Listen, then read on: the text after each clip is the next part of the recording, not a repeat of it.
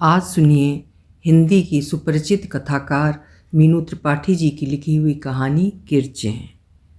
पारिवारिक जीवन की सामान्य पृष्ठभूमि से समस्याओं या घटनाओं को उठाकर उन्हें नएपन से जोड़ना मीनू जी की अभिव्यक्ति की सार्थकता है।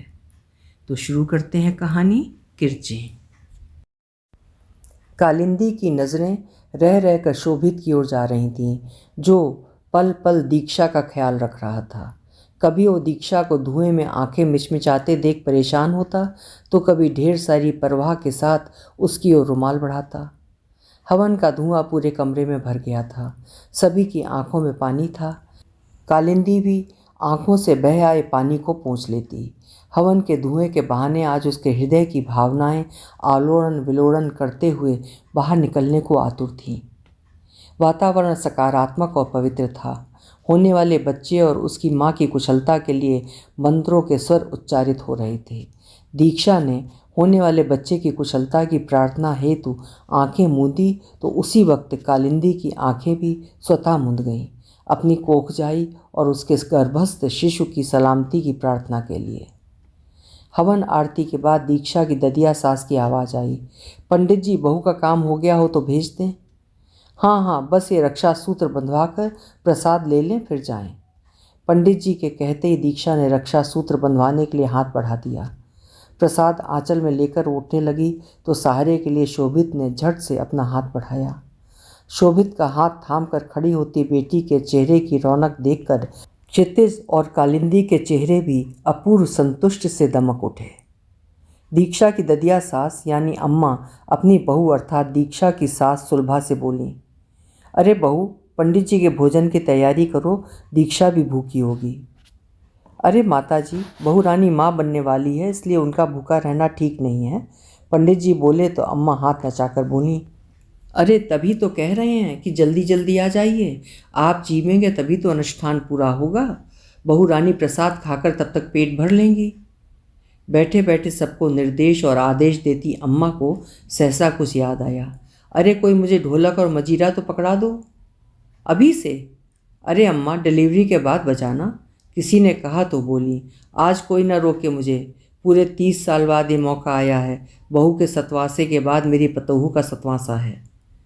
अम्मा के चेहरे की खुशी टपकी पड़ रही थी। शोभित के बाद शोभित के बच्चे के लिए सोहर गाऊंगी, अभी से याद करूंगी तभी याद आएंगे ना सारे सोहर। वो क्या कहते हैं, प्रैक्टिस प्रैक्टिस करूंगी तभी तो 2 महीने बाद धूम मचाएंगे। दादी आप गाओ, ढोलक में बजाता हूँ। शोभित अपनी दादी के झुर्रीदार गालों को प्यार से चूमते हुए बोला, तो वो भी उसकी पीठ पर धौल जमाती हुई कहने लगी, अरे बावला हुआ है क्या, जा अपनी बीवी की सेवा कर, गाने बजाने को हम हैं।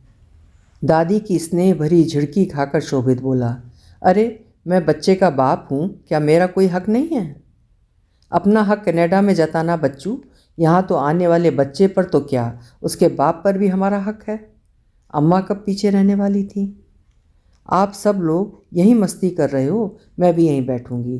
दीक्षा सबके बीच आकर खड़ी हो गई तो अम्मा दुलार से बोली, आजा तू भी यहीं बैठ मेरी लाडू। अम्मा के लाड़ पर दीक्षा बच्चों के से भाव और बोली में कहने लगी, दादी आप लोगों की कनाडा में बहुत याद आएगी, मैं अकेले बेबी को कैसे संभालूंगी। कहते कहते वो सचमुच ही भावुक हो गई तो अम्मा ने प्यार से उसका माथा चूमते हुए कहा, हम सिखा देंगे, डिलीवरी के तुरंत बाद फुर्र होने थोड़ी देंगे। बच्चे के मुंह से दादी दादी सुन लूँ, दौड़ते भागते देख लूँ, फिर ले जाना। ये तो कुछ ज़्यादा हो गया दादी, इतनी छुट्टी थोड़ी ना मिलेगी। शोभित ने टोका तो अम्मा तमक कर बोली, तू जा, किसने रोका है तुझे। छोटे शोभित या छोटी दीक्षा को हम मन भर के उसे प्यार कर लें, फिर ले जाना। मेरी प्यारी दादी, 3 महीने काफ़ी होंगे ना मन भर प्यार के लिए। उसके बाद जिसे प्यार करने का मन हो तो वो आए कनाडा। ओफो, आने वाले को तो आने दो, फिर तय कर लेना। सुलभा हो रही बहस को रोकती बोली तो कालिंदी भरपूर मुस्कुराई और उससे बोली, अच्छा सुन, मुझे प्रसाद दे दो, मैं भी अब घर जाऊं। मम्मी रुको ना थोड़ी देर, दीक्षा ने लाड़ से कहा। अरे जाने दो अपनी मम्मी को, बेटी की ससुराल में बहुत दूर से आई है ना, अभी चलेंगी तो सुबह पहुंचेंगी अपने घर। अम्मा के उलाहने पर कालिंदी अपनी झेप हंसी की आड़ में छिपाते हुए बोली, लो बैठ गई अम्मा, अब जब तक घर जाने को न बोलोगी नहीं जाऊंगी। और फिर तो सारा दिन निकल गया। रात का खाना खिलाकर ही सबने उसे और क्षितिज को जाने दिया। दिन भर की थकी कालिंदी बिस्तर पर ढहसी गई। ऊपर से अभी भी चहल पहल की धमक महसूस कर वो आह्लादित भाव से मुस्कुराई और सोचने लगी, किसने सोचा था कि पड़ोस में बेटी के ससुराल होने के बावजूद वो उसे देखने को तरस जाएगी। दीक्षा और शोभित के कनाडा जाने के बाद तो ये दो परिवार ही एक दूसरे का सुख दुख बांटने को रह जाएंगे। रह रहकर उसे करवटें बदलते देख क्षितिज ने टोका, क्या हुआ, नींद नहीं आ रही क्या? ये नींद भी अजीब है, सुख और दुख दोनों में गायब हो जाती है। कालिंदी ने गहरी सांस लेते हुए कहा। क्षितिज की कोई प्रतिक्रिया नहीं आई तो फिर बोली, क्या वाकई जोड़ियां ऊपर से बनकर आती हैं? आती होंगी शायद, ऊंधीतेपन से क्षितिज ने जवाब दिया। उससे बात करने की गरज में वो फिर बोली, किसने सोचा था कि बेटी के ससुराल उसके मायके के सर पर ही होगी। फिर भी देखो, बेटी दामाद को देखने को तरस जाएंगे। कब तक कनाडा की वापसी है? कुछ देर मौन रहकर कालिंदी फिर बोली, हमारे अच्छे कर्म रहे होंगे जो दीक्षा का ब्याह शोभित से हो गया है ना? नाइट बल्ब की नीली रोशनी में कालिंदी ने क्षितिज को देखा, पर वो आंखें मूंदे लेटा रहा। आज देखा था तुमने शोभित कैसे दीक्षा का ख्याल रख रहा था? अब सो जाओ, थकी हो तुम भी तो, कहकर क्षितिज ने करवट बदल ली, इस भय से कि कहीं बातों का कारवां वो मोड़ ना ले जिससे उसे गुरेज है। कटु स्मृतियों के खंजर उनके सूख चुके जख्मों को कुरेद जाए, इससे पहले उसने अपना ध्यान नींद पर लगा लिया। पर कालिंदी का मन हिडोले में झूल रहा था, कभी यहाँ तो कभी वहाँ। 10 साल पहले वो क्षितिज और दीक्षा के साथ इस अजनबी शहर में आई थी। उसके आने के करीब 4 साल बाद शोभित के माता पिता और अम्मा उनके ऊपर वाले मकान में आए। दक्षिण भारत में उत्तर भारतीय परिवारों की एक सी संस्कृति स्वाभाविक रूप से उन्हें पास ले आई। शोभित ग्रेजुएशन करने कनाडा चला गया और वहीं बस गया। सुलभा और कालिंदी के परिवारों के बीच की कड़ी दीक्षा बन गई। अम्मा और सुलभा कभी शोभित से वीडियो चैट करवाने के लिए दीक्षा को आवाज़ लगाती तो कभी किसी और काम के लिए। दीक्षा पर उनकी निर्भरता दिनों दिन बढ़ती गई। दीक्षा कॉलेज से आते समय मेरी दवा लिए आना बिटिया, कभी अम्मा गुहार लगाती तो कभी सुलभा, ए दीक्षा केक बना रही हूँ, जरा आकर देख तो ले, कुछ गड़बड़ ना हो जाए। काश दीक्षा जैसी हमारी भी बेटी होती, ये तो उनकी जुबां पर चढ़ा ही रहता। इससे पहले दीक्षा कभी किसी के इतने समीप नहीं आई। कालिंदी को याद आया 2 साल पहले जब शोभित कनाडा से घर आया था, तब उसके जन्मदिन पर सुलभा ने पूजा रखवाई और हमेशा की तरह दीक्षा को अपनी मदद के लिए बुलवा लिया। दीक्षा दौड़ दौड़ कर पूजा की सारी व्यवस्था संभालती रही। पूजा के बाद पंडित जी जब शोभित को मौली बांधने लगे तो उसके पिता प्रकाश जी बोले, पंडित जी हमारी बिटिया दीक्षा को भी रक्षा सूत्र बांध दीजिए। सर पर दुपट्टा रखे दीक्षा भी शोभित के बराबर में बैठ गई। कुछ समय से शोभित की नज़रें कोमल भाव से दीक्षा को निहार रही हैं। ये कालिंदी से छिपा नहीं था, पर वो सपना भी नहीं देखना चाहती थी जिसका हकीकत में बदलना असंभव हो। न चाहते हुए भी उस दिन वो सपना आंखों में उतर ही आया। क्या जानती थी कि ईश्वर ने भी उसके उस सपने को सच में बदलने के लिए ठान लिया है। तभी तो उस दिन सुलभा के मुंह से निकला, कालिंदी मेरे शोभित के लिए कोई लड़की बताना। कोई क्यों, दीक्षा को ही रोक ले। दादी के परिहास पर शोभित मुस्कुरा दिया, पर दीक्षा का चेहरा स्याह हो गया और वो वहाँ तेजी से निकल गई। उसकी खिसियाहट देख सुलभा झेपते हुए अपनी सास से बोली, अम्मा आप भी हद करती हैं, सामने से ही यूँ बोल दिया, शर्मा गई बेचारी। देख भाई, मुझे घुमा फिरा कर बात करना ना आवे है, जाना समझा परिवार है दोनों का, फिर काहे की दिक्कत। अप्रत्याशित छिड़ी बात पर कालिंदी का मन धड़क उठा था। हंसती बोलती दीक्षा के घर से यूं चले जाने से शोभित भी कुछ असहज हो गया था, इसलिए वो भी अपने कमरे में चला गया और वो वहीं किंकर्तव्य विमूढ़ सी बैठी रह गई। उसके मन में उठते तूफान से अनभिज्ञ सुलभा उसका हाथ पकड़कर कहने लगी, देख अम्मा की बात का बुरा ना मानना, जानती तो हो जो उसके मन में होता है वो सीधा कह देती है। हाँ ये भी सच है कि हम लोग दीक्षा को पसंद करते हैं, शोभित भी। अब दीक्षा और तुम लोग इस बारे में क्या सोचते हो बता देना। एक बात का ख्याल रहे, जवाब ना हो या हाँ, हमारी दोस्ती पर कोई फ़र्क नहीं पड़ना चाहिए। रिश्तेदारी के चक्कर में हम अच्छा पड़ोसी गंवाना नहीं चाहते। सुलभा उसकी मनोदशा से अनजान बोलती रही और वो चुप्पी साधे रही। फिर किसी तरह होठों पर एक अजीब सी मुस्कान लाकर घर चली आई। ऊपर से शांत थी पर मन भीतर से हाहाकार कर रहा था। क्या कहती कि बात उतनी आसान नहीं है कि जितनी दिख रही है। विवाह का ये प्रस्ताव सामान्य परिस्थितियों में खुशियां लेकर आता, पर उनके लिए तो ये किरचें लेकर आया था और उन किरचों ने अतीत के जख्मों को कुरेद दिया था। सालों बाद घर में और मन में नीरवता छा गई थी। दीक्षा की चुप्पी में अतीत के तूफान का शोर समाया था। उफ, कैसी कश्मकश थी। उसे याद करके आज भी सिहरन होती है। विचारों के कारवां को रोकना चाहती थी, पर क्या यह उसके बस में था?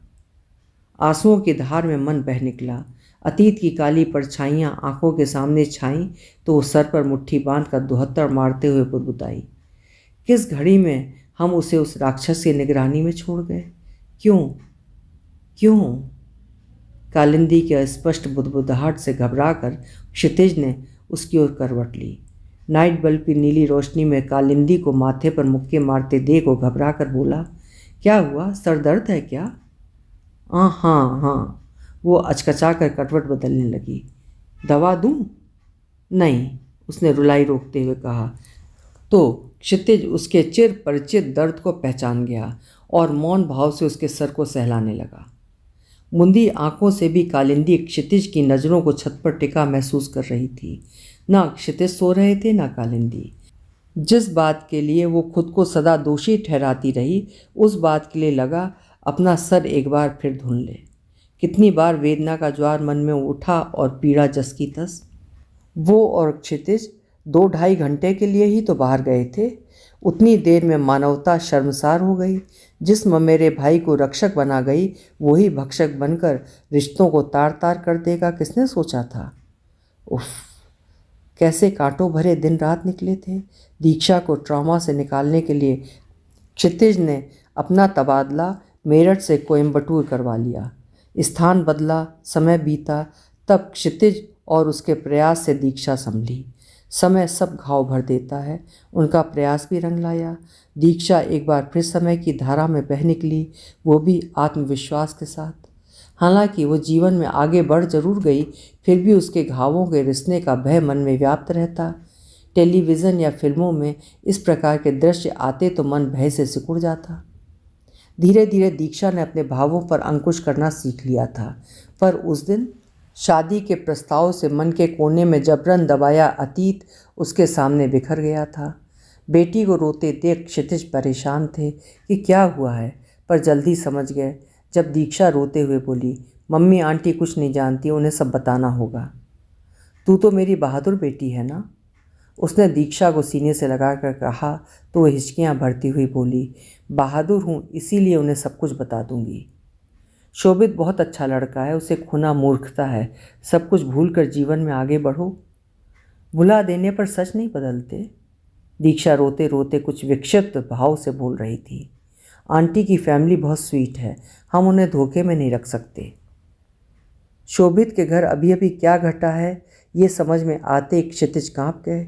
ऐसे किसी दिन और पल की कल्पना नहीं थी उन्हें। कुछ सोच विचार के बाद तय किया गया कि जिस कटु अतीत को भुला चुके हैं, उसे किसी के सामने दोहराने की ना आवश्यकता है ना सार्थकता। पर दीक्षा जिद पर अड़ गई कि उसके बीते हुए कल के साथ जो उसे स्वीकारेगा, उसी को वो अपने जीवन में शामिल करेगी। उसके अतीत के राजदार के संग ही वो खुद को सुरक्षित महसूस करेगी, जो इस जन्म में संभव नहीं था।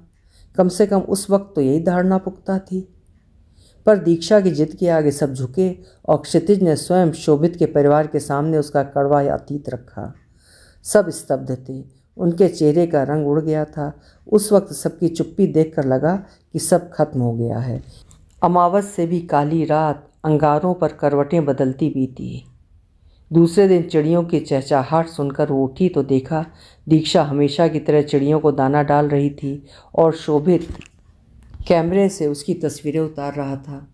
वो सोच तो रही थी कि सब खत्म हो गया है, पर शोभित और दीक्षा को देखकर लगा सब पहले जैसा ही तो है, कुछ भी तो नहीं बदला था।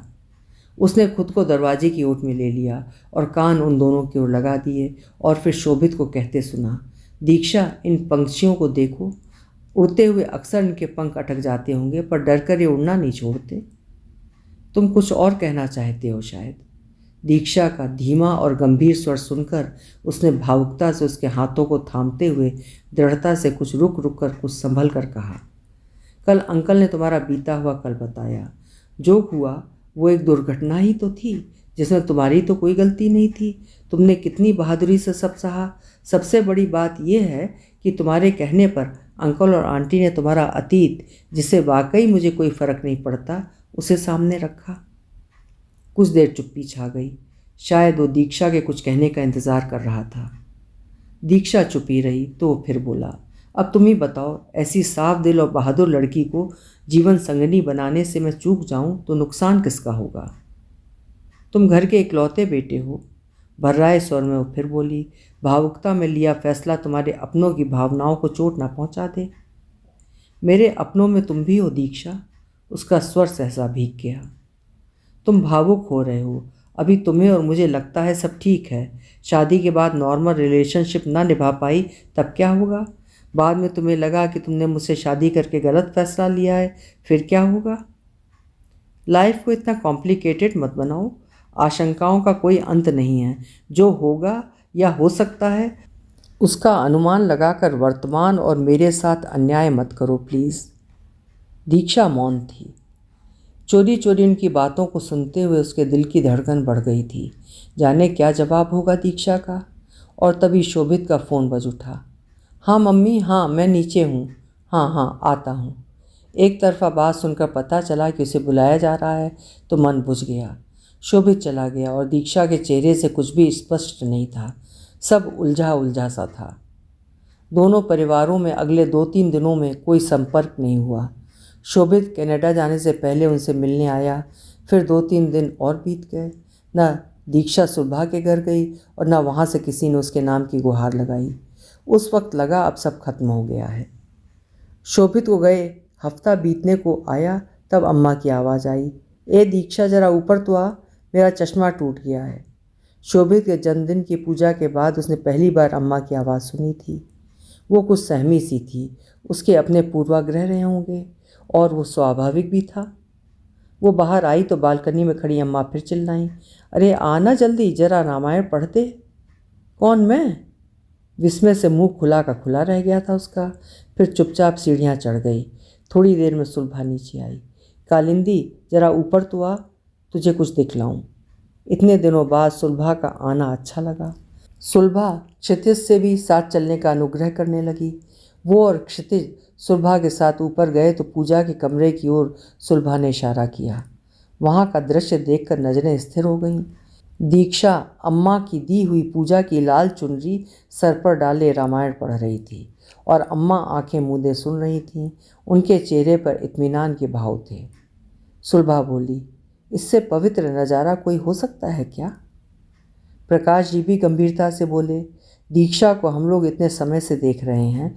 ऐसे में हमारी सोच की सुई अतीत पर अटक जाए और हम उसके प्रति अपना नज़रिया बदल लें तो क्या इंसान कहलाने के काबिल होंगे हम? कालिंदी और क्षितिज की आंखें नम देखकर प्रकाश जी क्षितिज के कंधे पर हाथ रखकर बोले, सच कहें तो पूर्वाग्रह की जद में तो हम भी आ गए थे। क्या करें, इंसानी फितरत है। पर यह स्थिति ज़्यादा देर तक नहीं रही। शोभित की समझदारी, दीक्षा बिटिया का सरल मन और अब तक उसके प्रति हमारी अवधारणा ने हमारी उलझनों को दूर कर दिया। मन के दर्पण पर सालों से पड़ी आशंकाओं की धूल साफ हो चुकी थी। क्षितिज के दोनों हाथ प्रकाश जी के सामने जुड़े तो वो हाथों को कसकर थामते हुए बोले, कमी तो उनमें थी जिन्हें माता पिता ने संस्कार नहीं दिए। दीक्षा को संस्कार आपने दिए हैं, वो लेकर हमारे घर आ जाए बस। अब ज़्यादा सोच विचार न करें। प्रकाश जी को क्षितिज ने गले लगा लिया और वो सुलभा के गले लग गई। पर अम्मा, कालिंदी के मन में अभी भी संदेह था। अम्मा भी स्त्री हैं कालिंदी, सब समझती हैं। क्या अम्मा के समय वे व्याभिचार नहीं होते होंगे? उनकी चिंता छोड़ो, उनकी रजामंदी के बाद ही तो तुम लोगों से बात कर रही हूँ। अम्मा रामायण सुनकर तब तक उठ गई थीं। पूजा घर से निकलते निकलते वो दीक्षा से बोली, अब आ जरा, शोभित को कंप्यूटर के सामने बुला, बात करनी है मुझे। दीक्षा के चेहरे पर दुविधा देख कर बोली, मेरे पोते को कनाडा पहुँचे 4 उंगली पर गिनती अम्मा। अरे ना, पूरे 5 दिन हो गए हैं रे। जानती है ना, उसके वहाँ पहुँचते ही मुझे उससे बात करनी होती है, पर तू ना आई। हाथ नचाती अम्मा सोफे पर आराम से पसर गईं। अपने मम्मी पापा की वहाँ पर मौजूदगी देख दीक्षा हैरान हुई, पर बिना कुछ बोले वीडियो चैट की तैयारी करने लगी। लैपटॉप पर शोभित के स्क्रीन पर आने पर प्रकाश जी, सुलभा और अम्मा ने दीक्षा को अपने घेरे में ले लिया। अम्मा हंसती हुई बोली, देख शोभित, तेरी दीक्षा को घेर लिया हमने। अब पूछ तो, हम भी तो देखें कैसे मना करती है तुझे। मुस्कुराता हुआ शोभित कुछ कहते कहते रुक गया। दीक्षा अम्मा के गले से लगी हुई सुबकियाँ ले रही थी। शायद ये उत्तेजना, प्रसन्नता, दुख, तकलीफ की मिली जुली प्रतिक्रिया थी। अम्मा मुस्कुराते हुए उसकी पीठ सहलाते हुए कह रही थी, बिटिया, अमावस की काली अंधेरी रात को एक दिया भी भेद कर उजियारा कर देता है, तो क्या हम सब अपने स्नेह की रोशनी से तेरे मन के अंधियारे को दूर नहीं कर सकते। अतीत में डूबी हुई कालिंदी आगे कुछ देख ही नहीं पाई, क्योंकि दृश्य आंसुओं में धूमिल हो गए। कालिंदी की सिसकारी सुन क्षितिज ने उसे अपने पास खींचा। अब बीती बातों को याद करना छोड़ो, बहुत कुछ सुनहरा सामने आने वाला है। जानती हूँ, कहते हुए उसने चेहरा उनके सीने में छिपा लिया। जानती हो तो आज के बाद से हमारी बच्ची के अतीत को उसके वर्तमान से न जोड़ना। जो मानसिक संताप भोगे हैं उसकी भरपाई आगामी सुख भरे दिनों से होगी, देखना तुम। क्षितिज कालिंदी को बाहों में समेटते हुए बोले। आंखों ही आंखों में रात कट गई। भोर की आहट चिड़ियों की चहचहाहट से मिल गई थी। ना तुम सोई ना सोने दिया, तो चलो बाहर सैर कर लें। आओ उगता हुआ सूरज देखें। क्षितिज फुसफुसाए। दोनों बाहर निकले पर ठिठक गए। कोई और भी उगते सूरज का स्वागत कर रहा था। दीक्षा और शोभित बालकनी में बैठे एक दूसरे में खोए थे। उन्हें देखकर क्षितिज और कालिंदी पहले ठिठके, फिर एक दूसरे की तरफ मुस्कुरा कर देखा और भीतर चले आए। तुम्हारे लिए चाय लाती हूँ, तुम यहाँ से उगता हुआ सूरज देखो। कहते हुए कालिंदी ने पर्दा खोल दिया। खिड़की से छनकर आती सुनहरी किरणें उगने वाले सूरज के साथ सुनहरे वर्तमान और भविष्य का आगाज कर रही थीं।